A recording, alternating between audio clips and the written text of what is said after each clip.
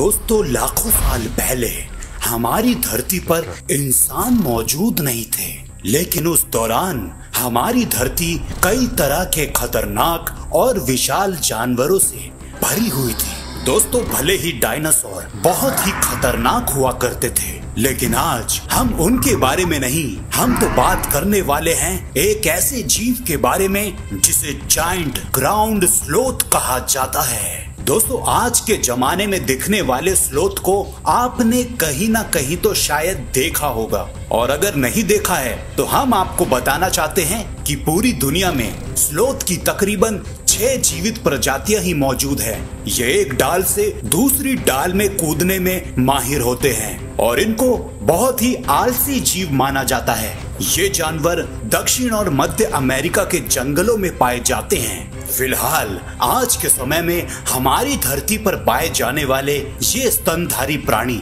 छोटे और मध्यम आकार के होते हैं। ये हमेशा पेड़ों की डाल से लटके रहते हैं। आज के समय के स्लोथ काफी छोटे होते हैं, लेकिन इनके पूर्वज विशाल हाथियों के बराबर हुआ करते थे, जो लाखों साल पहले हमारी धरती से विलुप्त हो गए हैं। तो चलिए आज के इस वीडियो में इन स्लोथों के पूर्वजों के बारे में जानते हैं, जो साइज में हाथी को भी टक्कर दे सकता था। दोस्तों, अतीत में स्लोथों के इन पूर्वजों को मेगाथेरियम कहा जाता था, जिसका मतलब होता है एक विशाल जानवर, और ये तकरीबन 10 लाख से लेकर 60 लाख साल पहले तक हमारी धरती पर रहा करते थे। इनका वजन तकरीबन 3 टन तक हुआ करता था और इनकी ऊंचाई तकरीबन 20 फीट की हुआ करती थी।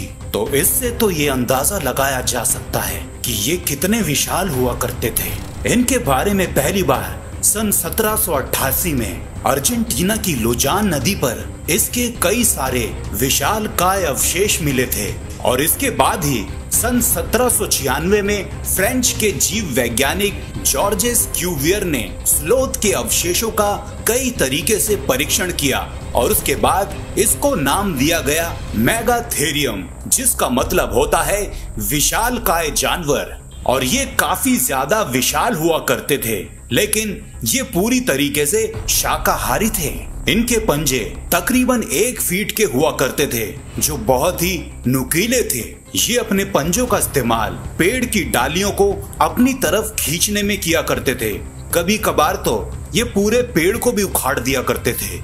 मेगाथेरियम की सबसे छोटी और पुरानी प्रजाति है प्लियोसेन, जो एक गैंडे के आकार का था। जैसे जैसे समय बीतता गया, वैसे वैसे ही मेगाथेरियम की ये प्रजातियां बड़ी होती गई और एक विशाल अफ्रीकन हाथी के बराबर हो गई। ये ज्यादातर अपना समय पेड़ों के आसपास ही गुजारा करते थे। मेगाथेरियम दक्षिण अमेरिका के घास के मैदानों और जंगलों में पाए जाते थे। जायंट ग्राउंड स्लोथ ज्यादातर झुंड में रहना पसंद करते थे, लेकिन जब भी ये अपनी गुफाओं में जाते थे, उस समय ये अकेला रहना ही पसंद करते थे। इसके बाद जब हिमयुग की शुरुआत हुई तो खाने की कमी होने लगी और इंसानों ने इनका बड़े पैमाने पे शिकार करना शुरू कर दिया, और इसी की वजह से स्लोथ के पूर्वज जायंट ग्राउंड स्लोथ मेगाथेरियम, इनकी प्रजाति पूरी तरीके से नष्ट हो गई। तो दोस्तों,